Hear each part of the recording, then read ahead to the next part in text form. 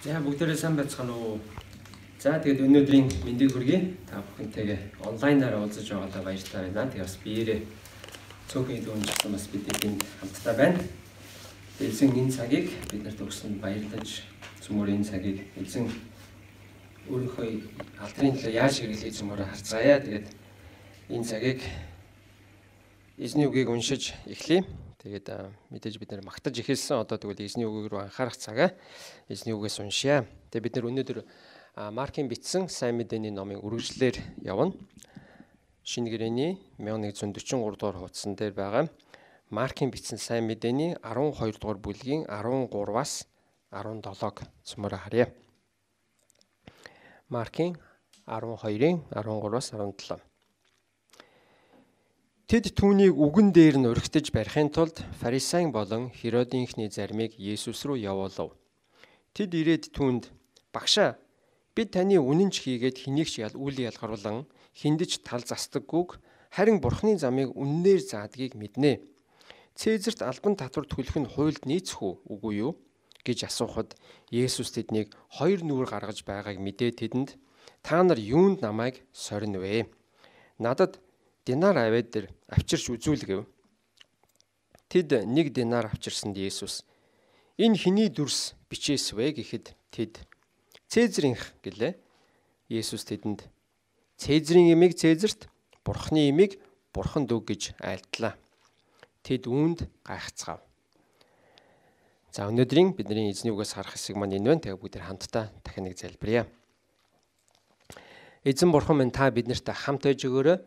Та Библийн энэ хэсгээс биднэрт өнөөдөр яг амьдрал маань хэрэгтэй үгийг бидний амьдралыг өөрчлөх, сэргээх, шинчлэх, босгох, байгуулах, биднийг зал чиглүүлэх үгээ та бидэнд хэлж өгөөрэй гэж залбирч байна. Эзэн минь, таны хүч чадалтай, гайхамшигтай үгийн эрх мэдэл биднэрт өөрсдийгөө даатгаж байна. Гайхамшигтай багш Есүс, таны хөл дор бид өнөөдөр суухыг хүсэж байна. Та өнөөдөр бидний зүрсгэлдэд үгээ хэлээрэй гэж Есүс таны эрх мэдэлтэй нэрээр залбирч байна. Амен. За, бид нар түрүүчийн 7 хоногт Маркийн яг энэний өмнөх Есүсийн эрх мэдлийг сорьсон фарисеучуудын, хуулийн багш нарын нэгэн сорилтыг уншсан. Тэгвэл яг одоо өнөөдөр дахиад Есүсийг сорихоор, Есүсийг бүр яах гэж ирж байгаа гэдэг нь ихлээрэ үгэн дээр нь өргөтөж барихын тулд фарисеучуд Херодийнхэн ирж байгаа. За тэгээ би өмнө нь хэд хэдэн сургаал дээр бас хэлсэн байгаа. Есүсийг барьж авах гэсэн, Есүсийг үгээр нь унгаагаад буруу шаагаад тэгээд Есүсийг үгүй хийе гэсэн орлого зөндөө олон удаа явж байгаа. Бараг Маркийн сайн мэдээний эхнээс ахуулаад энэ үйл явдал зэрэгцээд явж байгаа. Хэд хэдэн удаа орлого хийж байгаа. Тэгвэл яг тэр орлогын дахиад нэг удаа энд байж байна. Энэ удаа болохоор фарисеучуд болон Херодийнхэн. За бас өмнө нь тайлбарлаж байсан. Фарисеучуд энд хэнийг төлөөлж байна гэхээр шашны удирдагч нарыг төлөөлж байгаа. Энэ бол хуулийн багш нар, хуулийн одоо Бурхны үгийг сайн мэддэг хүмүүс, Бурхны үгийг амьдралдаа хэрэгжүүлж одоо Бурхны энэ зүйлийн төлөөлөл ерөөс амьдралаа зориулж байгаа гэж байгаа шашны төлөөлөгч, удирдагч нар маань байна. Харин Херодийнхэн гэхээр хинбэ гэхлээрэ за энэ бол Ромын удирдлагыг төлөөлсөн Херод хааны талынхан. Нэг өсөндөө энэ бол одоо тухайн үеийн өнөөдрийнхөө хэвээр ойлгоёг бол улс төрийн удирдагчид байна. Тэгэхээр шашны удирдагч нар нь улс төрийн удирдагч нартайгаа нийлээд за одоо Есүсийг унгааж авъя гэж дахиж нэг удаа оролдох гэж байна. За энэ удаа болохоор Есүсийг үгэн дээр нь өөрийнх нь үгээр нь өөрийг нь унгаах орлого хийж байгаа. Тэгээ Есүс дээр нэгэн нэлээд хүндхэн бас тухайн үедээ бас нэлээд хурцдмал асуудлыг Есүс дээр авчир тавьж байгаа. Тэр асуудал нь юу вэ гэхлээрэ за энэ бол татврын тухай асуудал. За татврын тухай асуудлыг ярихдаа яагаад үнийг хөндөж байгаа гэдгийг би жоохон тайлбарлая. За тэгээд тэр асуултыг асуухаас өмнө энэ хүмүүс маань их залтай Есүсийг их магтж байгаа. Юу гэж байгаа гэхээр та бол их сайн багш хүн. Та бол үнэхээр мундаг багш хүн. Та үннийг заадаг, үннээр нь заадаг. Тэгээ хэнийг ч ялгаруулдаггүй, хиндэж тал застдаггүй. Харин ч та Бурхны замыг үнэхээр үннээр нь заадаг. Та мундаг сайн багш хүн ээ гэж магтж байгаа. За тэгвэл яг магтж байгаагийнхаа араас яг нөгөө Есүсийг сорих гэж байгаа асуултаа тавьж байгаа. Тэгээд Есүсийг хинбэ гэж тодорхойлж байгаа энэ тодорхойлолт нь бас биднэрт хэрэгтэй. Яагаад гэвэл энэ бол Есүсийн дагалдагч нараас биш, харин Есүсийн нэгэсэндээ дайсан. Есүсийг одоо унгаах гэж байгаа хүмүүс нь, муулах гэж байгаа унгааж авъя гэж байгаа хүмүүс нь харин Есүсийг хэн гэж хэлж байгаа нь бас бид нар сонирхолтой бөгөөд ач холбогдолтой. Тэгвэл Есүсийг хэн гэж хэлсэн? Хамгийн түрүүнд Есүсийг багш гэж хэлсэн ба. За энийг тухайн үед бол раби гэж хэлж байгаа. Раби, та бол үнэхээр сайн багш хүн. Та бол үннийг заадаг. Тэгэд бүр заахтаа бүр Бурхны замыг заадаг. Тэгээд үннээр нь зөвөөр нь заадаг. Тэгээд заахтаа та хин нэгэн хүнд тааруулж энэ хүнийг ийм юм сонсомоор байгаа. Тэрэнд нь тааруулаад би ингэ хэлчихье. Энэ хүний сэтгэлийг нь би гомдоохгүй тул нэг яг хөө ингэ зөөлөд хэлчихье. Тийм байдлаар хэлдэггүй. Та хин нэгэн хүнийг ялгуурлдаггүй, хин нэгэн хүнд таал застдаггүй. Харин Бурхны үгийг үнэхээр үннээр нь зөвөөр нь яг байгаагаар нь заадаг, тэгж чаддаг багш хүн гэж Есүсийн дайснууд нь хэлж байгаа. За тэгээ энийг бид нар санаж явах хэрэгтэй. Харин Есүс тэднийг ингэж асуухад нь яг түүнийх нь араас тэднэрт юу гэж асуусан бэ гэхээр за та ийм хүн тэгвэл Цэзарт буюу одоо бид нар Ромын эзэмшилд байгаа бид нар энэ Цэзар хаанд албан татвар төлөх нь хуульд нийцэх үү? Үгүй юу гэж асууж байгаа. За энэ бол ямар асуулт вэ гэхээр энэ бол Ромчууд эзэлсэн газар нутгийнхаа ард түмнээсээ хүн амын татвар гэж авдаг гэсэн. Хүн амын татвар нь болохоор жилдээ нэг удаа авдаг. Тэгвэл энэ бол нэг өдрийн ажлын хөстэй тэнцэхээр ойролцоогоор. Тэгвэл энэ татварыг төлөхдөө евдээчүүд маш дургүй байсан. Яагаад гэвэл энэ нь өөрсдийн нэгдүгээрт нь орлогыг багасгаж байгаа. Нөгөө талаасаа бид нар хин нэгэн өөр нэг том гүрний дарлал доор, харьяалал доор тэдний бараг эзэмшил доор, боочлол доор байгаа юм шиг тэр сэтгэлийг дандаа сануулж идэг. Та нар хэний доор байгаа лээ гэдгээ сан гэсэн байдалтай. Тийм учраас юудэчүүд энэ татварыг төлөхдөө маш дургүй байсан. Ер нь алба говчуур татвар төлнө гэдэг бол тийм ялангуяа нэгэн хүчирхэг гүрний дор байгаа жижиг улс үндэстний хувьд бол тийм сайхан зүйл бол биш. Яагаад гэвэл тэдний жижиг та нар бол нэг эзний дор байгаа шүү гэдгийг нь сануулж яадаг учраас тийм сайхан зүйл биш. Тэгээ юудэчүүд энэ татварыг төлөхдөө их дургүй байсан, хэд хэдэн удаа эсэргүүцэж исэн. Энэ эсэргүүцэж исэнээсээ болоод бүр бослогч гарч исэн, өмнө самунч тэгдэж исэн. Урд нь түүхэндээ. Тийм учраас өмнөний дараа яг энэ үйл явдлын дараа ч гэсэн бас яг энэ дотрын асуудалтай холбоотой бас бусад юмнуудыг нэмээд яг энэ ромчуудыг эсэргүүцсэн бослого юудэчийн дунд гарч исэн. Тийм учраас энэ асуулт бол их тийм хурц асуудал. Яагаад гэвэл энэ асуудлыг хэрвээ эвгүйхэн хөндөх юм бол өмнө самун гарах боломжтой. Нэг талаас удирдлагын Ромынхны удирдлагаас эсэргүүцлээ тулах боломжтой. Эсвэл нөгөө талаас ард түмний бослого тэндээс гарч ирэх боломжтой. Тийм учраас энэ асуултанд яаж хариулах вэ гэдэг бол их мэрэгэн ухаан шаардсан тийм зүйл байсан. Тэгээд яг энэ дээр энэ асуултыг тавьж байгаа хүмүүс маань улс төрийнхэн шашныхан нийлээд Есүс дээр ирээд энэ их хурц асуудлыг асууж байгаа. За тэгээд Есүс тэгж асуухад нь за Цэзар татвар төлөх нь зөв үү буруу юу? Ер нь манай хууль нь нийцэх юм уу те? Бидний юудэчүүд бидний хувьд энэ зөв юм уу буруу гэж асуухад нь Есүс тэднийг за тэгвэл та нар тэр татвар төлдөг динараа аваад ирээ гэсэн ба. Яг асуулт нь шууд хариулахгүйгээр за тэр та нарын татвар төлдөг тэр динар гэдэг яг мөнгө нэгжээрээ татвараа төлдөг байсан. Тэрэн дээр нь болохоор яг хааны дүрстэй нөгөө талдаа болохоор яг Ромын эзэнт гүрнийг тунхагласан бичгтэй. Тэгэнгүүт нь Есүс за энэ динарын дээр хэний дүрс, хэний бичээс байна вэ гэж асуусан. Тэгэхэд нь Цэзрийнх гэж хариулсан. Тэгэхэд нь Есүс за тэгвэл Цэзрийн юмыг Цэзрийн дүрстэй, Цэзрийн бичгтэй юмыг Цэзарт нь өг. Тэгээд Бурхны юмыг Бурханд өг гэж хариулсан. Тэгэхэд нь тэнд байсан хүмүүс бүгд алмааран гайхсан ба.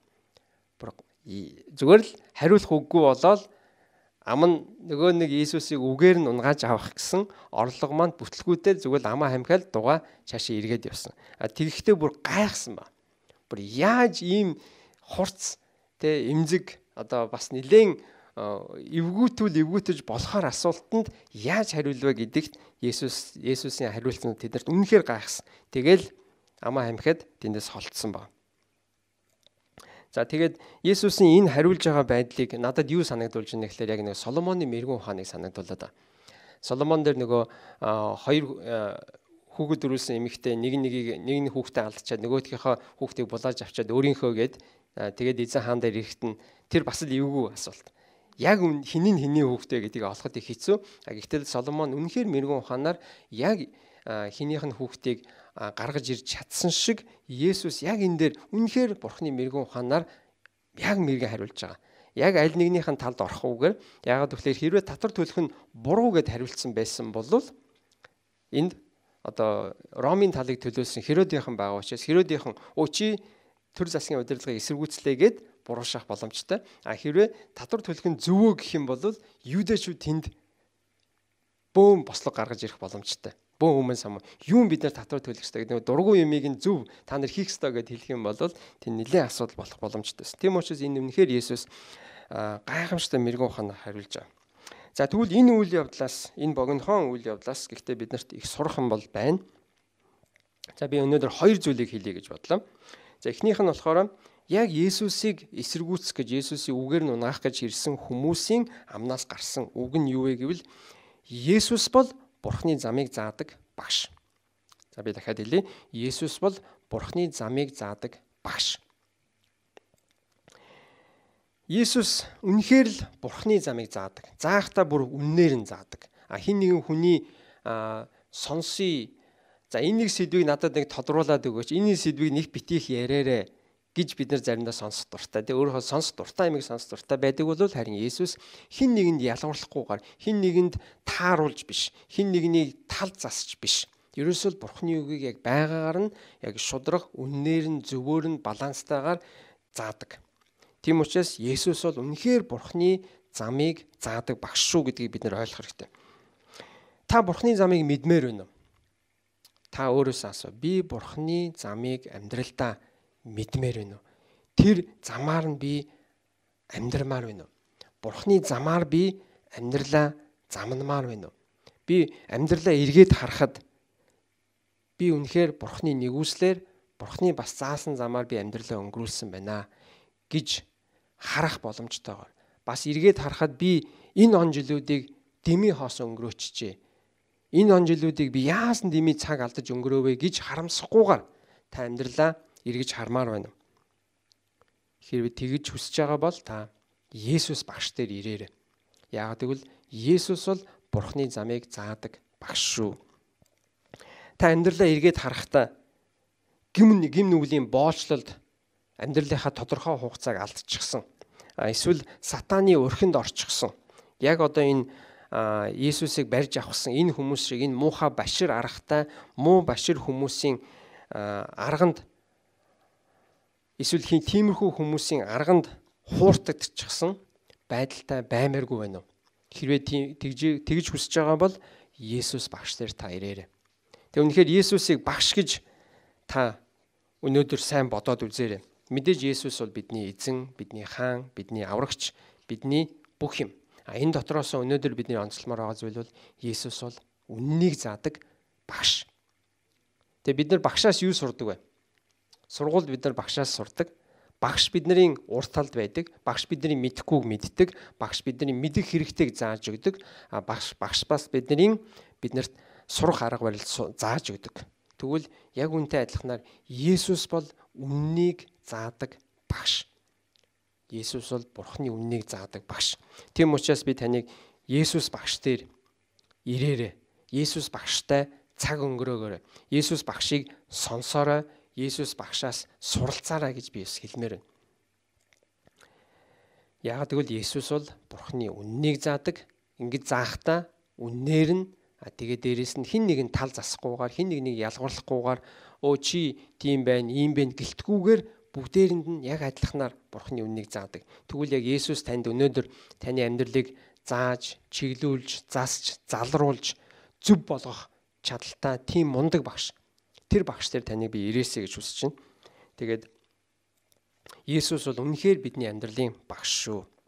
За энэ бол миний хэлэх гэж байгаа нэг дэх зүйл байна. Есүс бол Бурхны замыг заадаг багш. Хоёрдугаарт нь миний хэлэх гэж байгаа зүйл бол Бурхны имийг бурханд, төр засгийн имийг төр засагтана. Бурхны имийг бурханд, төр засгийн имийг төр засагтана. За энэ дээр Есүс яг өөрийг нь нэлээд хүндхэн асуултаар асуухад Есүс яг ингэж л хариулсан. Та нар Цэзэрийн имийг Цэзэрт, Бурхны имийг бурханд өг гэж хэлсэн. Тэгээ энд л үнэхээр жинхэнэ яг Есүсийн эрх мэдэл, мэрэгэн ухаан, нөгөө багш хүний чадвар, багш хүний мэрэгэн ухаан эндээс харагдаад байна. Нэгдүгээрт нь тэгвэл энэ дотроо бид нар Бурхны имийг бид нар бурханд өгж сурах хэрэгтэй. Та бидний амьдралд Бурханаас ирсэн юу байна вэ? Та бидний амьдралд Бурханаас ирсэн зүйл юу вэ? За хамгийн түрүүнд бидний амьдралд байгаа Бурханаас ирсэн зүйл юу вэ гэвэл бидний ам. Би өөртөө энэ амийг өгөөгүй. Өөртөө энэ амийг би бий болгоогүй. Энэ ам, амьдрал, энэ ам нас маань Бурханаас өгөгдсөн. Бид нар өөртөө бүтээж чадаагүй, бүтээх боломжчгүй. Харин тэгвэл энэ өгсөн Бурханаас өгөгдсөн энэ зүйлийг тэгвэл буцаагаад Бурханд зориулаарай гэж хэлмээр байна. Бурханаас ирсэн өөр юу байна вэ? Бурханаас ирсэн бидний амьдралд өгөгдсөн Бурханы нэгүсэл байна. За бид нар Есүсийг таньж мэдсэн хүмүүсийн хувьд биднэрт Бурханаас ирсэн аврал байна. Бурханаас ирсэн өршөөл, уучлал, цагаатгал, Бурханаас ирсэн сайн сайхан байна.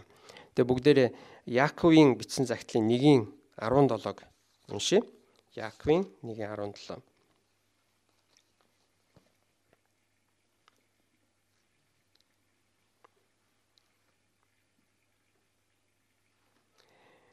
Яаковын бичсэн сайн загтлын 1:17. Аливаа сайн сойрхол ба аливаа төгс бэлгэн дээрээс гэрлүүдийн эцгээс бууж ирдэгэ. Түүнд өөрчлөлтөж, өөрчлөгдөх сүүдэрч үгүй. За энэ дээрээс ирсэн сойрхол буюу дээрээс өгөгдсөн гэсэн утгатай. Аливаа сайн сайхан юм болгомонд биднэрт байгаа өгөгдсөн бэлэг болж ирсэн сайн сайхан бүхэн нь хаанаас гэж байна? Дээрээс гэрлүүдийн эцгээс бууж ирдэг юм а гэж. Тэгвэл үнэхээр бидний амьдралд байгаа сайн сайхан юм болгон маань, бидний амьдралд байгаа нэгүсэл болгоно нь, бидний амьдралд байгаа бидний баярлаж, эдэлж, амсдаг, хэрэгэлдэг сайн сайхан бүх зүйл маань бүгдээрээ Бурханаас ирдэгэ гэж хэлж байна. Гэрлүүдийн эцгээс ирдэг. Тэгээд тэр Бурхан бол өөрчлөгддөг Бурхан биш. Тэр Бурханд өөрчлөгдөх бүр сүүдэрч байхгүй гэж хэлж байна. Тэгвэл үнэхээр бидний хувьд Бурханаас өгөгдсөн зүйлийг бид нар буцаагаад Бурхандаа зориулаарай гэж хэлж байна. Есүс яг ингэж хэлсэн. Бурханы имийг Бурханд гэсэн. За үүнтэй холбоотойгоор бас нэг ярих зүйл нь мэдээж Бурханы сонгосон ард түмэн Израильчууд өөрсдийнхөө мал, ургац, орлогынхоо тодорхой хувийг Бурханд буцаагаад өргөл болгодог гэсэн. За эндээс бид нэр тэр Бурханы имийг Бурханд гэдгийг бас энэ дээр ойлгож болно. Бурханаас ирсэн зүйлийг тэд нэр буцаагаад Бурханд талархалтайгаар өргөдөг байсан. Талархалтайгаар Бурхан минь ээ та надад ийм сайхан олон зүйлийг өгсөн. Гэхдээ үүнийхээ би нэг жоохон дээжийг нь би танд өгж байна. Таны ажил үйлс, таны үйлчлэлд, таны өргөөний хэрэгцээнд зориулаад би өгж байна гэж өгж байсан. Тэгээ энэ дотор мэдээж 11 болон бусад юмнууд байгаа. Би дотроос зөвхөн 11-ийг онцлмооргүй байна. Яагаад гэвэл 11 гэж онцлохлоор бусад юмнуудыг бид нэр мартчих гад байдаг.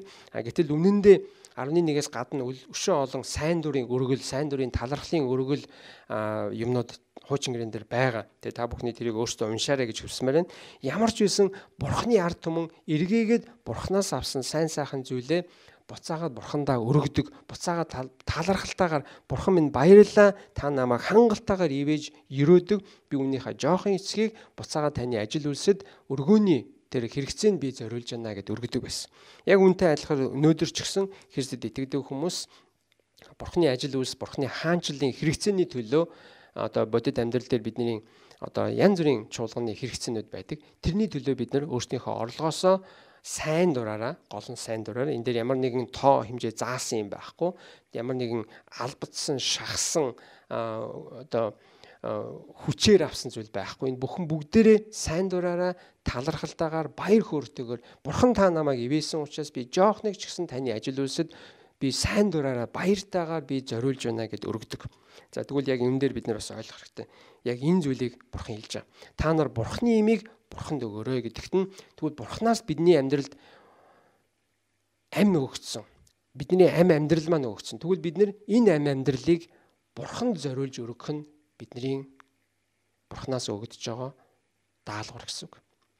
Бурханаас өгөгдсөн энэ амьдралыг, энэ хон жилүүдийг, энэ хоногуудыг бид нар Бурханд буцаагаад зориулах нь бидний буцаагаад Бурханд өргөж байгаа өргөл маань гэж бас ойлгож болно. Бурханд өргөж маа бидний мөргөл маань гэсэн үг. Бурханд өргөж байгаа бидний хүндэтгэл гэсэн үг. Бурханд өргөж байгаа бидний талархал маань энэ байна. Тийм учраас Бурханаас ирсэн энэ ам амьдрал, энэ боломжийг, энэ цаг хугацааг буцаагаад Бурханд зориулаарай. Дараагийн нэг зүйл нь болохоор энэ дээр Цэзрийн имийг Цэзэрт гэж хэлсэн байгаа. Тэгвэл энэ Цэзрийн имийг гэдгийг бид нар өнөөдрийнхөөр ойлгохыг гэвэл төр засгийн имийг төр засагт нь өгөөрэй гэж хэлж байгаа. За энэ дээр гол асуулт маань юу вэ гэхээр бид нар Цэзэрт албан татвар төлөх ёстой юу? Төлөх нь зөв үү, буруу юу гэж асууж байгаа. За тэгвэл яг үнтэй адилхан зүйлийг бид нар зарчмыг бас Бурханы үгнээс уншиж болно, Бурханы үгээс зөндөө олон харж болно. За бид нар энэ улсад, Монгол гэдэг улсад төрөөд, Монгол улсад амьдраад, аж төрөөд, гэр бүлээ бий байгуулаа, бий болгоод, үүсгээд, өөрсдөө ажил хөдөлмөрлөө эрхлэж байх хугацаанд за альва альж улсын үндсэндээ адилхан бид нар юуг одоо эдэлж, хэрэглэж бас үнэхээр энэ миний эх орны юм, бас миний юм гэж одоо үнгүүгээр сайхан авдаг зүйл юу вэ? Хамгийн түрүүнд бидний агаар байна. Энэ агаарын төлөө бид нар мөнгө төлж гин үү? За чи өнөөдөр 100 удаа амьсгалсан. Тийм учраас чи 100 амьсгалсныхаа мөнгийг төлөөрэй гэдэг юм байхгүй. Тэгвэл өнөөдөр бид нар энэ эргэн тойрныхаа байгаль орчныг бид нар үнэхээр Монгол орны хувьд бол үнэхээр сайхан байгальтай. Энэ сайхан байгалыг бид нар баярлаад, хараад, баясаад үнэхээр л үнийг жаргалыг эдэлж байгаа. Тэгвэл яг үнтэй адилханаар энэ улс орнд бид нэр амьдрахдаа энэ улс орноос хүртэж байгаа зүйл зөндөө байна. Энэ улс орноос бид нар одоо энэ уул уус агаар энэ жилийн сайхан дөрвөн улирал дээрээс нь одоо зөндөө олон зүйлийг бид нар дурдаад байвал болж хэлж болно. За тэгвэл хөдөө газар тийм байна. Тэгвэл хот газар жишээлбэл одоо бид нар гудамжаар алхахад таны алхаж байгаа гудамжны цементийг тэр асфальтыг хэн хийсэн бэ? За төр засаг хийсэн. За бидний машинаа бариа явж байгаа замыг хэн тавьсан бэ? Төр засаг. Энэ улс орны төлөө, ард түмний төлөө тавьсан. За бид нар карантаа нээхэд ус гоожж байгаа. Тэр усыг гэрт маань авчирж өгж байгаа тэр системийг, ус суугийн системийг хэн бий болгосон бэ? Төр засаг маань. За бид нар юуны өрөөндөө орж ирэл гэрлийн унтраалгаад арахад тог асдаг, тэ гэрэл асдаг. Тэр гэрлийг миний хажууд авчрахын тулд хичнээн олон километр явж байгаа цахилгааны шугам шүлжээг хэн тавьж өгсөн бэ? Хэн надад миний гэрт авчрахын тулд авчираад тавиад өгч юу? Энийг төр засаг тавьж өгсөн. Тэг үнэхээр ингэж ярих юм бол улс орны дид бүтц маань бүгдээрээ бидний баястайг одоо хэрэгэлдэг зүйлс юм байна. Тэгэд энэ бүхнийг маань одоо хийхин тулд та биднэрт авчирж өгөхийн тулд та бидний гарын хажууд авчрахын тулд энэ бүх зүйлийг төр засаг маань хийж өгдөг. Гэхдээ тэр энэ бүхнийг хийхэд бий болгохын тулд бас энэ бүхнийг яг тэр хэмжээнд нь байлгахын тулд тэр хэмжээнд нь доголдолгүйгээр ажилуулахын тулд ямар хэмжээний анхаарал, мөнгө, цаг, хүч хөдөлмөр байнгын хөрөнгө оруулалт орж идэг гэдгийг бид нэр тэр болгон бас ойлгодоггүй. Яагаад би үнийг яриад байна вэ гэхээр за яг үнтэй асуулт байгаа. Татвар төлөх нь зөв үү гэдэг. Тэр дотороо төгөлбөр татвар өндөр байна гэдэг асуулт байж болох юм. За тэгвэл татвар өндөр байна гэж гомдолох нь, шүмжлэх нь бидний зөв үү буруу юу? За энэ бол бас л асуух ёстой асуулт, бодох ёстой бодол. За би энэ дээр бол татварын хувьд ярих юм өндөр их багын тухай ярихгүйгээр зүгээр татварын хувьд ярих юм бол бид нэр татвар төлөх нь зөв гэж биелнэ. Яагаад гэвэл аливаа улс орон оршин тогтнохын тулд ард түмэн нь амьдрахын тулд ард түмэн нь үндсэн хэрэгцээгээ хангахын тулд тодорхой хэмжээний зардал заавал гарна. Тэр бүхнийг татвараар бүрдүүлээд буцаагаад дэд бүтцтэй буцаагаад эрүүл мэндийн салбартаа, боловсролын салбартаа гэд улс орны төр засгийн хариуцж байдаг салбарууд руу өгөхөөс аргагүй. Энэ бол байх ёстой зүйл. Тийм учраас татвар гэдэг зүйл бол байх ёстой. Тийм учраас бид нэр Монгол улстай амьдарч байгаа үед аль ч улс оронд бид нэр адилхан. Тэр улс орноосоо бид нэр хүртчил байгаа бол мөнгөн бус бид нэр химжиж болохгүй байдлаар хүртэж байгаа сайн сайхныхаа төлөө тэр бүхэн тэнд байгаагийнхаа төлөө бид нэр татвар төлөх ёстой. Татвар төлөх нь зөв. Харин бид нэр юунд анхаарах ёстой вэ гэвэл өгж байгаа татвар маань харин зөв зарцуулагдж гинэ үү гэдэг дээр л бид нэр анхаарах ёстой. Энэ дээр бид нэр өөрсдийнхөө үзэл бодлыг дуу хоолойгоо бас илэрхийлж явах нь зөв хэлбэрээр зөв байдлаар илэрхийлж явах нь зөв гэж би хэлнэ. Тэм учраас татвар өндөр байна гэж гомдохгүй, харин авсан татврын минь хэрвээ өндөр гэж гомдолж байгаа тэгвэл буцаагаад зөв зүйл зарцуулж гинэ үү гэдэг улсын мөнгийг хүмүүсээс суулуулж авсан энэ татврын мөнгийг зөв зарцуулж гинэ гэдэгтэл бид нэр үнэхээр амьдрал дээрээ өөрсдийн үзэл бодол дуу хоолойгоо зөв байдлаар зөв хэлбэрээр илэрхийлж явах хэрэгтэй. Тэгээ яг үнтэй адилханаар Ромын 13-ыг зөмөрө хараадах юм. Ром хотынд бичсэн захидал. За энэ та бүхэн сая юудэчүүдийн хам сэдвийг ойлголоо те. Энэ бол Ромын эзэмшил, иргэшээлд ор байгаа нэгэн харьяа газар нутаг. За тэгвэл ромчууд маань болохоор яг энэ Ромын эзэнт гүрний нийслэлд нь амьдардаг. За тэр хааны нөлөө, хааны тэр татвар хааны эрх мэдэл бол хамгийн илүү ихээр мэдрэгдэж байдаг тийм газар байна. За тэгвэл тийм газар амьдарч байгаа Христэд итгэгчдэд Паул маань юу гэж бичсэнийг цөмөрө харъя. Яг энэ татврын талаар. Ромын 13:1. Бурханаас гадуурх эрх мэдлүүд гэж үгүй бөгөөд Бурханы тогтоосноор л байгаа тул дээд эрх мэдлүүдэд хүн бүгд захирагд.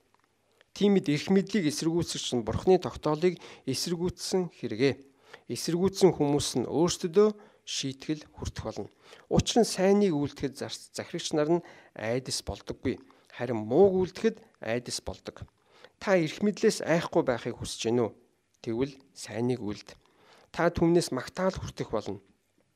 Тэр таны сайн сайхны төлөөх Бурханы үүслэгч юм. Хэрв та муу муухайг үйлдвэл айхтун. Илдийг тэр дими зүгээгүй. Тэр бол муу муухайг үйлдэгчдээс Бурханы уур хилэнгийн өшөө авагч түүний үүслэгч мөн. Тиймээс зөвхөн уур хилэнгийн улмаас бус мөн мэс чанарынхаа улмаас захирагдах хэрэгтэй. Ийм учраас та нар ч гэсэн татвар төлдөг. Учир нь захирагч нар Бурханы зарцснаар бөгөөд энэхүү ажилд өөрсдийгөө зориулдаг юм а. Бүгдэд өгөх ёстойгоо өг. Татвар авах ёстой хүнд татвараа, гайлын татвар авах ёстой хүнд гайлын татвараа төль. Айж имээвэл зохих хүнээс айж имээ. Хүндэтгэл хүлээх ёстой хүнийг хүндэл. За тэгэхээр энэ Ромод амьдарж байгаа Ромын хааны иргэшээл дор амьдарж байгаа Христэд итгэгч хүмүүст ингэж бичсэн байгааг бид дахин нэг саная. Тэгвэл өнөөдрийн хэлж байгаа энэ хэсэг маань бидний өнөөдрийн бодит амьдралд юу хэлээд байна вэ? Бурхны имийг Бурхан зориул, Цэзрийн имийг буюу төр засгийн имийг төр засагт нь өгөх имийг өгөөрэй гэж хэлмээр байна. Тэгээ үүнтэй холбогдуулаад бас нэг хүмүүсийн анхаарах хэрэгтэй нэг зүйл нь болохоор татврын асуудал байгаа. Бид нар улс орондоо амьдарч байгаа бол энэ улс орноос үнгүүгээр, үнэтэйгээр янз бүрийн хэлбэрээр хүртэж байгаа тэр сайн сайхан зүйлийнхаа төлөө бид нар үнэхээр их орондоо хувь нэмрээ оруулах хэрэгтэй. Тэр маань бидний татвар байгаа. Тэгээ би энэ дээр бас нэг зүйлийг хэлэхэд нийгмийн даатгалыг зарим хүмүүс нэлээдсэн ойшоодөггүй хаягдуулаад яваад байдаг. Тэгвэл би нийгмийн даатгалын тогтолцоонд өөрсдийгөө оруулаагүй, хамруулаагүй хүмүүс байгаа бол үүгээр дамжуулаад энэ Бурхны үгээр дамжуулан за энэ дээр нэг синхруулыг аваад за би энэ дээр нэг арга хэмжээ авъя. Яагаад гэвэл нийгмийн даатгал гэдэг зүйл маань үндсэндээ эцсийн эцэст таны төлөө зүйл байгаа.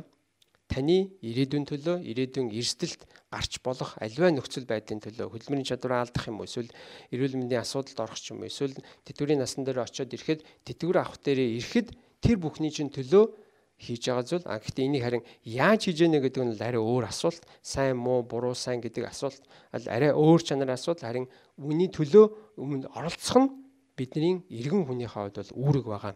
Тийм учраас та бүхнийг яг энэ төр засгийн имийг төр засагт нь Бурхны имийг Бурханд нь зориулаарай гэж би хэлмээр байна. Тэгээ эцэст нь үнэхээр Бурхан биднэрт энэ амьдралыг, энэ амь насыг, энэ цаг хугацааг, энэ он жилүүдийг ялангуяа энэ цаг үед одоо бидний амьдарч байгаа энэ цаг үед таныг төрүүлсэн байна. Энэ цаг үед таныг Бурхан танд амь насыг өгсөн бол энэ зүйлийг буцаагаад амь амьдралаа буцаагаад Бурхан зориулаарай гэж би хэлмээр байна. Тэгээд үнэхээр Есүс бол бидний багш шүү. Бурхны үннийг заадаг багш. Тэр багш дээр бүгдээр очицгоё. Тэр багшаас суралццгаая. Тэр багшаас цөмөрө амьдралаа яаж өнгөрүүлэх вэ гэдэг дээр суралццгаая. Есүс бол та биднэрт үннийг шударгаар зөвөөр нь заах багш. Тийм учраас бүгдээрээ өөрснийхөө энэ Бурханаас өгөгдсөн амь амьдрал, энэ цаг хугацааг Бурханд зориулцгаая.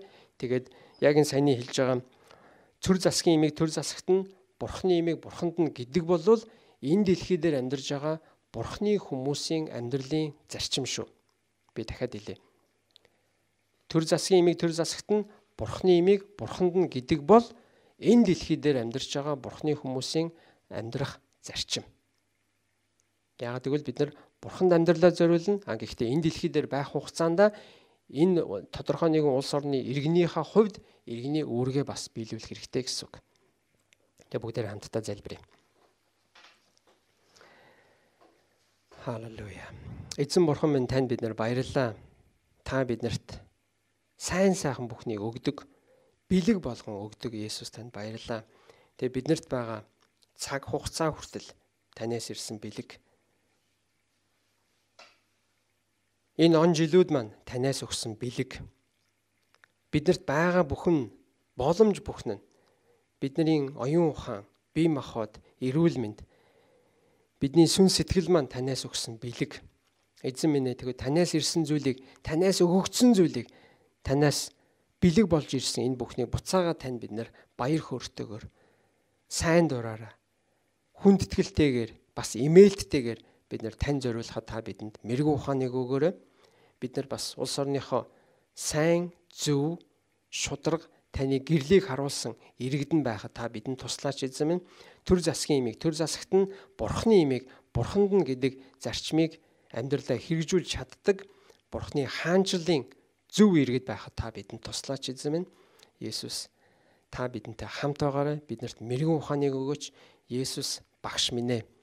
Та биднэрт замыг заагаач, үннийг зааж өгөөч. Таны үнэн замаар амьдралаа зөв өнгөрүүлэхэд цаг хугацааг харамсаж биш. Эргээд харахад харамсалтай биш. Эргээд харахад үнэхээр цөлмөгдсөн алдсан боломжууд биш. Харин үнэхээр таны өгсөн боломжуудыг ашигласан гэж харагдах он жилүүд мань байх болтугай эзэн минь. Тэгээ та бидэнд нэгүсэл өршөөлө харуулаач гэж Есүс таны эрх мэдэлтэй нэрээр бид нар өөрсдийгөө танд өргөн амь амьдралаа танд өргөн даатгаж байна. Есүсийн нэрээр. Амен.